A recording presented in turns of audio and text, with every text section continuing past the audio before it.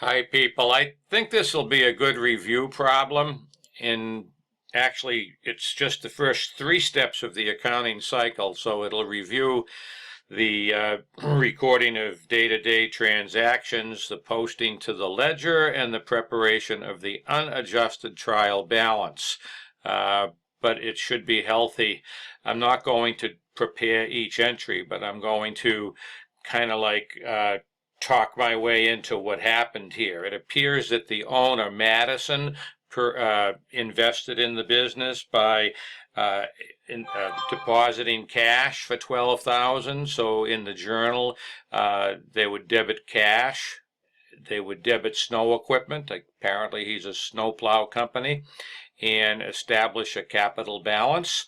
Now, obviously, in an automated system, that would go directly over to the cash account. This is the general ledger, and you'll see that the cash is established with a $12,000 balance. If I wanted to go down and show the snow equipment account, that's posted in for $10,200 and has a balance now of $10,200. And then if he went out and paid in advance for an insurance policy for $1,000, that adds to the prepaid insurance, reduces cash, debit prepaid rent, credit cash. Yeah, I would then see the posting of the $1,000 to the prepaid rent account, and it now has a balance of $1,000, and I'd have to come on up to the cash account and enter a credit. Money spent is going to reduce the cash balance, so I'll scroll over and see that $1,000 and see how that reduces the $12,000 that we just put in there down to $11,000. Keep going. I bought some office equipment on credit. Obviously, you would add to the asset with the debit entry, add to the liability with a credit entry. And if we wanted to chase that posting down, we would see a debit to the office equipment account for the $10,008 dated on March 4th from the journal, whatever page it would be entered in there. So there's the 10/8 debit, which establishes a 10/8 balance in that account. And then I have to, of course, add to the liability accounts payable. So it would go down to the accounts payable account, which is a liability, where we're adding $10,800 as a credit would add to any liability, right, from the journal on March 4th, and now we owe a total of $10,800. Moving along, I bought some store supplies, an asset, rock salt, whatever they use on a snow plow, sand, etc., snow shovels, I guess. Alrighty, so that the snow supplies account is an asset, and you can see it's debited for the $1,100, again from the journal to the ledger, from the journal to the ledger. So there's the $1,100 debit to add to this asset, snow supplies, and then there's a reduction in cash for $1,100. So we'll come up to the cash account and see, in fact, that that's posted. If you had 11 there, that's a debit balance. What does a credit do? It reduces the cash account down to $9,900 at that particular point. Again, an automated system would automatically do the posting for you and also do the arithmetic for you. But you're going to get a better understanding seeing it developed like this, short of me entering every single transaction and posting each one as well. So that's why I want to try to keep it short. Apparently, we cash fees earned. What do you think happened? A snowstorm. We get a call, go out and plow the driveway down at CVS or wherever. We earned $15,000 in a cash revenue, so we have to add to cash, journal first, debit cash, credit a revenue account called plowing fees. So we're adding to cash, adding to plowing fees. There's the debit in the journal for $15,000. Let's go to the fees account, and there it is right there. From March 8th, the $15,000 credit, a $15,000 balance in the fees account.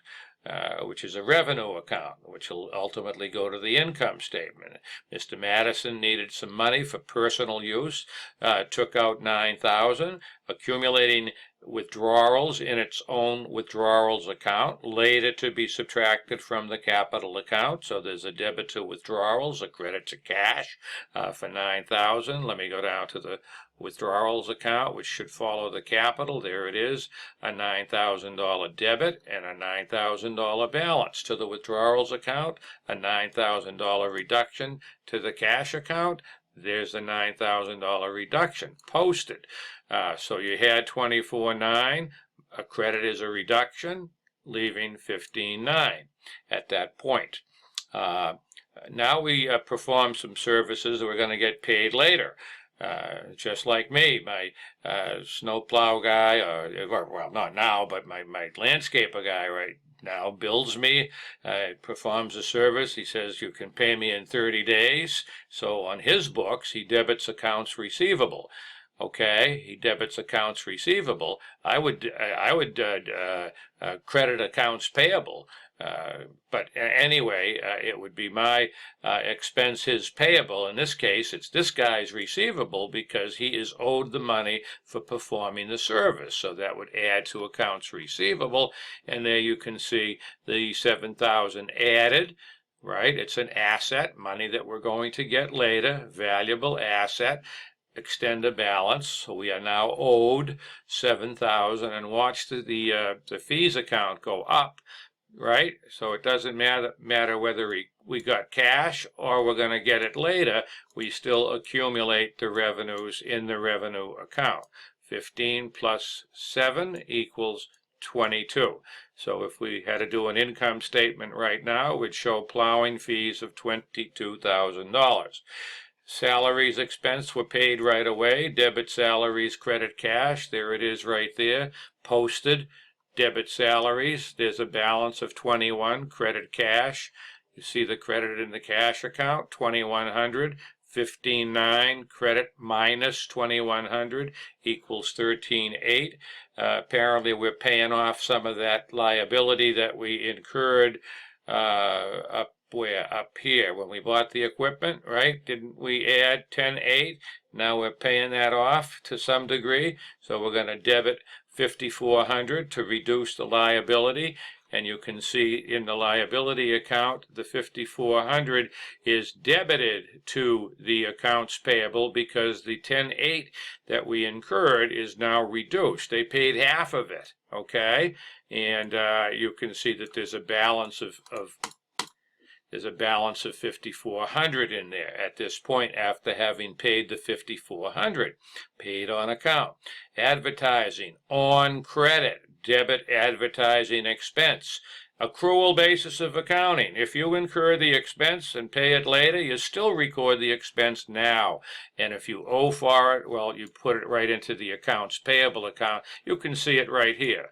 Okay, you can see that on the 29th, that accounts payable account going right into the journal entry crediting accounts payable going right into the account. So we're back up owing $6,000. 5,400 plus 600 equals $6,000. Advertising bill received, but not paid. Okay, telephone expense, paid it right away, got the bill and paid it. Okay, debit telephone expense, you can see it right there, 130. There's the balance of 130. And the last two, of course, were credits to cash. So you're going to see a $600 and $130 credit to cash, which are the final, where are we here? Okay, where are we here? 100. I'm sorry. That was 130 on account. Telephone. Okay, that advertising was on account. Okay, so we saw the 600 go into the accounts payable account. The telephone goes to cash, and there's the 130 reduction to the cash account, bringing the balance to 8270. So all of that, guys, would bring do the journalization, the posting. All of the accounts are all posted, up to date, except not for the adjusting entries. So the most I can do, let me kill the journal and keep the ledger, And then the third step of the cycle, of course, is to prepare a trial balance, which you're going to see down here. So if I drag this guy, right, if I drag this guy, which is the ledger, the third step then would take the balances of each account. There's the cash, 8270. There's the accounts receivable, debit balance, carried over to the trial balance as a debit. Prepaid rent, $1,000, right? A debit balance carried to the trial balance. Snow supplies, 1,100. There it is in the account. It's a debit balance, an asset. See, all your assets are listed first. The office equipment and the snow equipment. The office equipment and the snow equipment are shown respectively here. 10.8, that's the balance, right? Carried to the trial balance. And the accounts payable is 6,000. See how nice and easy this is flowing. All right, the ledger, the trial balance is prepared in general ledger order. The same way they're listed in the ledger is the way they're listed in the trial balance at the end of the month to prove the equality of debits and credits. So you see your accounts payable of $6,000. Madison Capital is 22.2. Mind you, that has to be updated. We haven't recorded adjustments, which would affect the capital, and we haven't recorded the closing entries, which would bring the capital account up to date. So these are all unadjusted balances in your trial balance. Okay, you'll see your advertising on your telephone. Whatever you have in the accounts get carried over to the trial balance. And what you would do if you're using Excel, you just, run your run your cursor down, do an auto sum, and you'll get 50,002 on each side. So there's the guy's trial balance. Now, you can repeat this as often as you want and pause. Go rewind, pause, rewind, and get it explained to the point where you understand it better. The more you go over it, the more you're going to get it, and I hope this helps you.